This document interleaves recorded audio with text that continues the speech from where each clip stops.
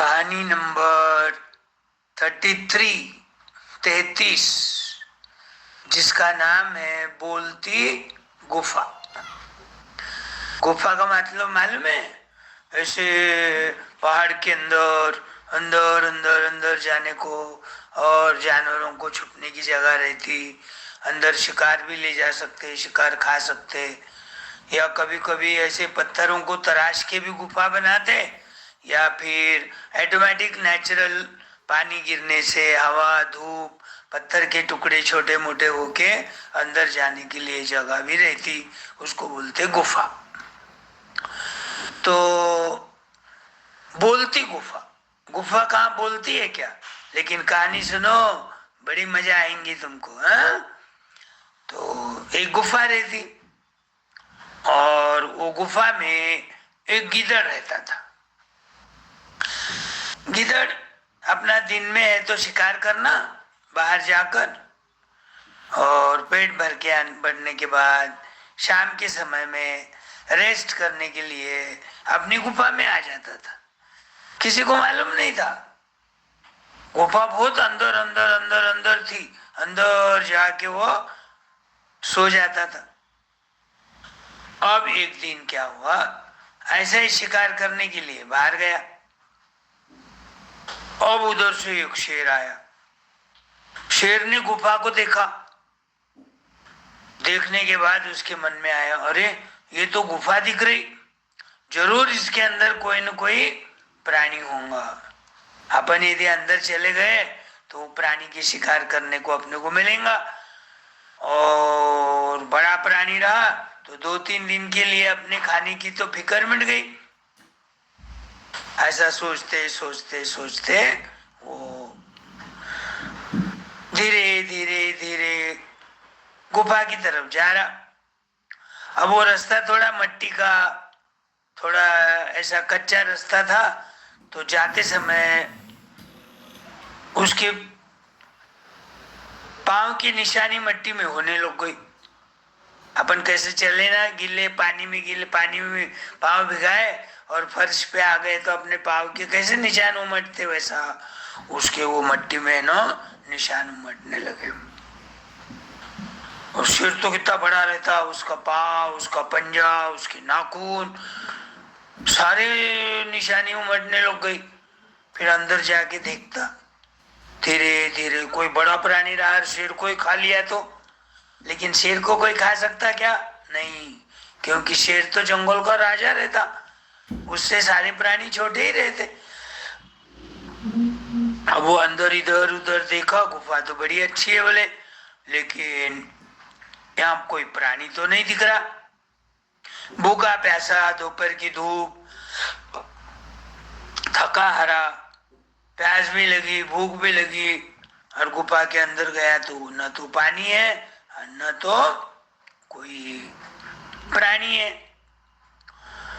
तो अब क्या करा भाई, गुफा के अंदर बैठ गया और सोचा कोई न कोई तो प्राणी जरूर आएगा, इतनी धूप तेज है, बाहर गया होऊंगा तो भी वो रोज के जैसा आ जाएगा, फिर आते ही अपन उसका शिकार करेंगे और बड़ी चाव से उसका मांस खाएंगे, खून पिएंगे। सपने संजोरा। अब क्या हो गया, सही में थोड़ी देर के बाद वो गीदड़ आ गया जो वो गुफा में हमेशा रहता था। गीदड़ बड़ा चाणाक्ष रहता, बड़ा चालाक, बड़ा होशियार, उसकी आंखें तेज और सब तरफ उसकी नजर रहती। वो धीरे धीरे आ रहा, देखा तो कुछ तो पांव, मिट्टी के ऊपर पांव के निशान दिख रहे। ध्यान से देखा तो बोले, अरे ये तो बड़े बड़े पंजे है, नाखून है, ये तो जरूर शेर की निशान दिख रहे पांव के। थोड़ा आगे गया और पांव के निशान दिख रहे, लेकिन उसने सोचा कि जाते समय पांव के निशान दिख रहे, कोई गया भी होगा प्राणी अंदर तो जाते समय के निशान जरूर दिख रहे, लेकिन आते समय के नहीं दिख रहे, क्योंकि आने के लिए तो यही रास्ता है। वो जरूर समझ जाता, अरे कोई तो भी शेर जाके अंदर छुप के बैठा है और मेरा आने का इंतजार कर रहा है। मैं अंदर चले गया तो भागना भी नहीं आएगा, उसके पंजे में पकड़ में आ जाऊंगा और मेरी शिकार कर ले। इसलिए वो आइडिया से क्या बोलता, ए गुफा, ए मेरी प्यारी गुफा, मैं आ गया, मेरा स्वागत नहीं करोगी क्या? मुझे प्रेम से अंदर नहीं बुलाओगी? ईश्वर सुनता, अरे गिदड़ आ गया है कि दबक के बैठ जाता, ऐसा हिलता नहीं, आवाज नहीं, कुछ नहीं। वो भी 5 मिनट रुकता, कोई उसको रिस्पांस नहीं मिलता, फिर बोलता, ए मेरी गुफा, ए प्यारी प्यारी गुफा, रोज मैं तुम्हारे पास अंदर आता हूँ, बैठता हूँ, सोता हूँ, अपन खेलते हैं, बैठते हैं, मिलके खाना खाते हैं। मैं आने के बाद तुम मेरा स्वागत करने के लिए अपनी आवाज में मुझे आवाज देती हो, आज आवाज भी नहीं दे रही, मेरा स्वागत भी नहीं कर रही, मैं कैसे अंदर आऊंगा? मैं तो रूठ जाऊंगा, तुम बुलाओगे तो ही मैं अंदर आऊंगा।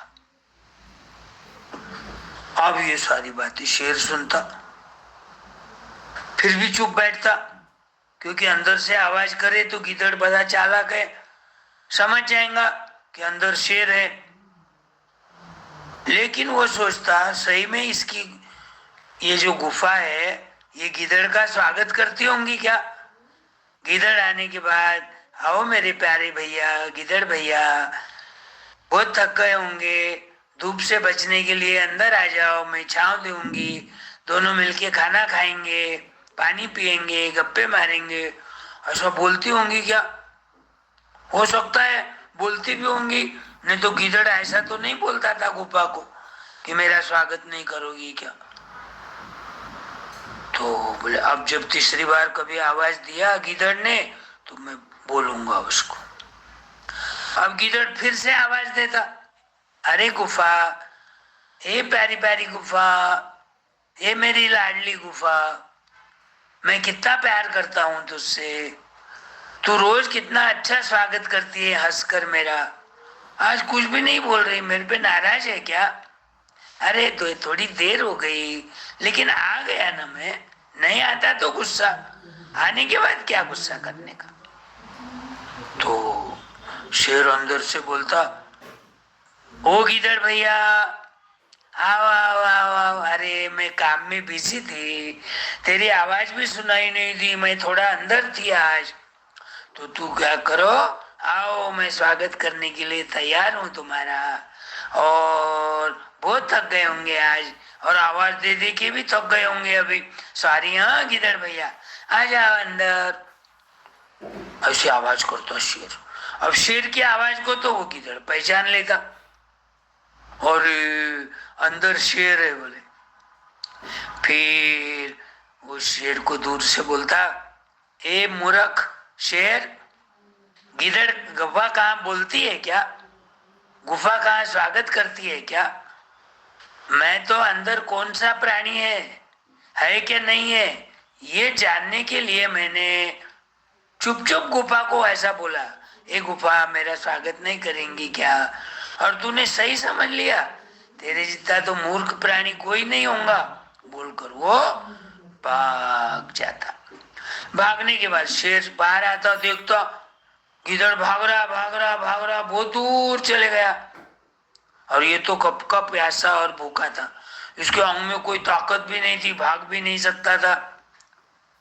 पछतावा आ गया इसको, अरे बोले अपन गिदड़ की बातों में आ गए, फंस गए, सच्ची में गुफा कहाँ बोलती है क्या, अपने को ध्यान में नहीं रहा, और उसने ऐसा बोला तो मैंने भी सही बता दिया, आओ गिदड़ भैया मैं स्वागत करती हूँ तुम्हारा।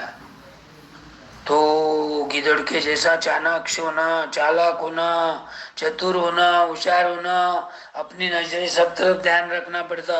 उसको पाव के निशान दिखे जाते हुए, उसने भांप लिया, लेकिन आते हुए नहीं दिखे, ये भी उसको समझ में आ गया, और उस पर से समझना अपन कितना होशियार था गिदड़। नहीं तो अपने जैसा तो एक आधा सीधा रोज का अपना ही घर है समझ के अंदर चले जाता था, और अंदर जाने के बाद है तो अपन फंस जाते थे, और शेर अपना शिकार करके अपना मांस खा लेता था। आज मर जाते थे, अपने बच्चे भी कहाँ गए मत पता नहीं, जब आएंगे तो वो रोने लग जाएंगे, अरे माँ कहाँ गई, माँ कहाँ गई। तो कोई भी काम करते समय ना ध्यान से करना।